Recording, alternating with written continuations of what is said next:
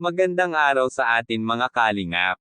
Mga kalingap, may maagang pamaskong natanggap si Dara.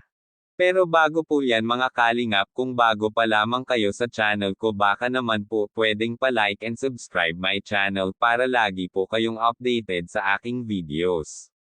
At huwag din po natin kalimutan mga kalingap na pakisuportahan ang ama ng kalingap na si Val Santos Matubang at Kalingap Rob Matubang, pati na rin ang viewers at reactioners. Maraming salamat po. Mga kalingap, muling pinasyalan ito nila Kuya Rob ang dalawang magkapatid na si Dara at Bea para kumustahin ito. Nasorpresa na naman ito si Dara, dahil sa dami ng kanyang maagang pamasko na natanggap niyang regalo mula sa kanyang iba't ibang sponsor. Pinadalhan din siya ito ng mga iba't ibang mga klase ng pagkain at chocolates, pati mga gamit para sa kanilang dalawa ni Bea. Sobrang namangha ito SJ Kuya Rob kay Dara dahil nakikita ito ni Kuya Rob ang kanyang pag-aalaga sa kanilang bahay at napakalinis nito at maayos tingnan ang bahay ito ni Dara.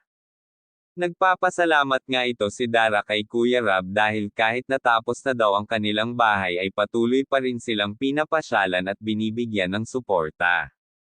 Kaya sabi nga ito ni Kuya Rob sa kanya ay kahit tapos na daw ang bahay niya ay hindi ibig sabihin na magbabago na ang Team Kalingap sa kanya. Pinangakuhan siya ito ni Kuya Rob na kahit anong mangyari ay tuloy pa rin ang suporta hanggang sa ito ay makatapos siya ng pag-aaral.